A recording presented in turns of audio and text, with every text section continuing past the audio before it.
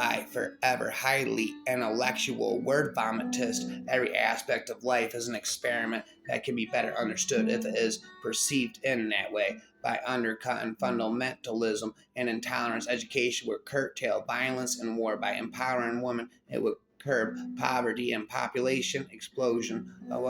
If we knew what we were doing, it wouldn't be called research. Creativity is a fragile flower, but perhaps it can be fertilized with systematic dose of serendipity. But it seems after several decades of empirical study, Jack was concluded that just as humans differ in intelligence, we differ in our ability to handle time-dependent complexity. We all have a natural time horizon. We are comfortable with what I call a time span of discretion, or the length of the longest task an individual can successfully undertake. Changes the law, stability, and consistency are illusions, temporary, in any case, a heroic achievement of human will and persistence at best. And when we want things to stay the same, we'll always wind up playing catch up.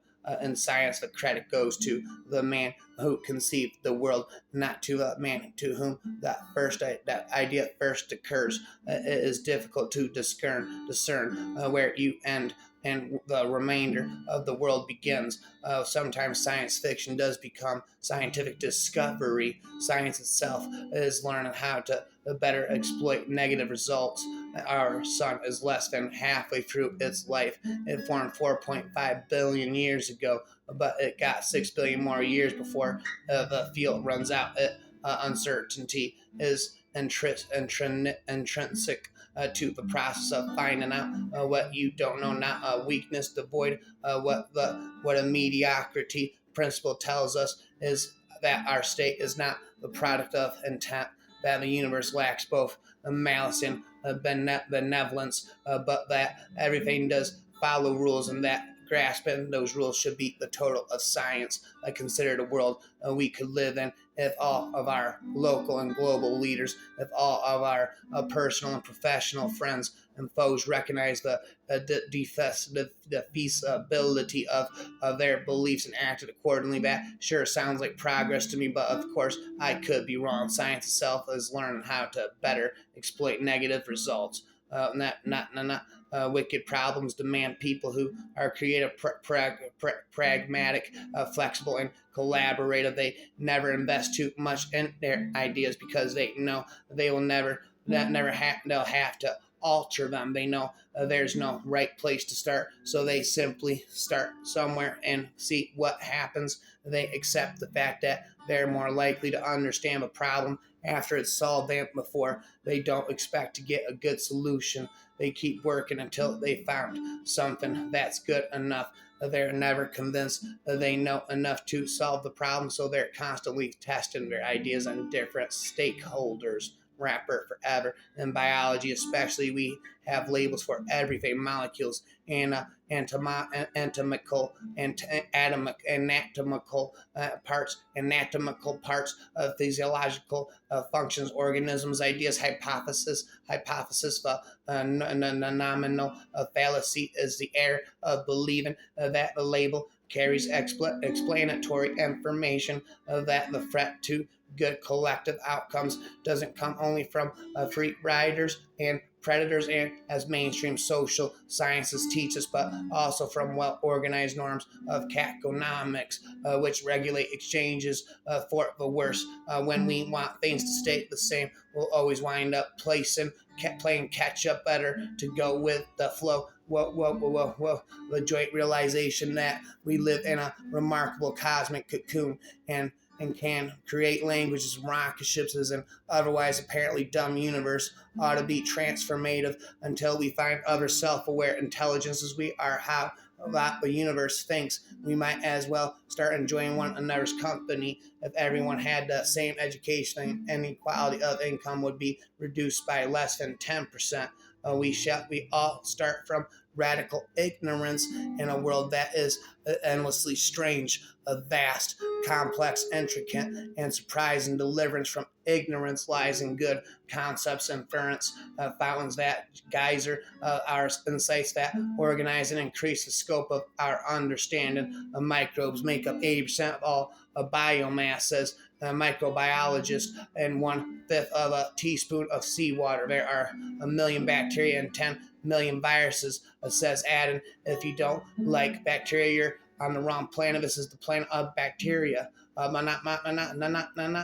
In the United States, recent polls show that 39% consider astrology scientific and 40% believe that our human species is less than 10,000 years old. The literacy, space, time, and object might just be aspects of a sensory desktop specific to Homo sapiens that might not be deep insights into objective truths, just convenient conventions that have evolved to allow us to survive in our own Nikki. From my informal surveys, it is very uncommon knowledge that the part of the electromagnetic spectrum visible to us is less than a tenth, 10 millionth, a 10 trillionth of it. The idea that we can systematically understand certain aspects of the world and make predictions based on what we've learned while appreciating and categorizing the extent and limitations of what we know plays a big role in how we think. Tadpoles were cloned in 1952, but few focused on the process until 1997 when the announcement of the cloning of Dolly the sheep begat wonder, consternation, and fear. The graphical desktop guides useful behavior and hides what is true, but not what is useful in everyday life. More than 9 in 10 drivers are above average drivers, or so they presume in surveys of college faculty. 90% or more have rated themselves as superior to their average colleague, which naturally leads to some envy and disgruntlement when one's talents are underappreciated, when husbands and wives estimate what percent of the housework they contribute, and when work team members estimate their contributions, their self-estimates routinely sum to more than 100%.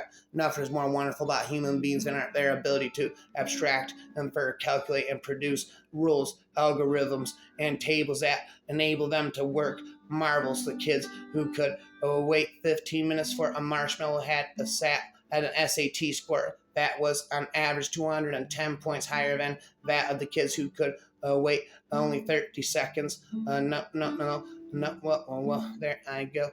Never ending. Don't you know? If anyone had the same income, the differences among people in life satisfaction would be reduced by less than 5%. Perhaps in a mess. On average, individuals with high income are in a better mood than people with a lower income, but the difference is about a third as large as most people expect. I rap in, I object. Lack of certainty is precisely what makes conclusions more reliable than the conclusions of those who are certain, because the good scientists will be ready to shift to a different point of view if better evidence or novel arguments emerge. But therefore, certainty is not only something of no use, but is also, in fact, damages if we value reliability. Rapid monopoly. Fight forever, highly intellectual word vomitist. Fight forever, highly intellectual word vomitist.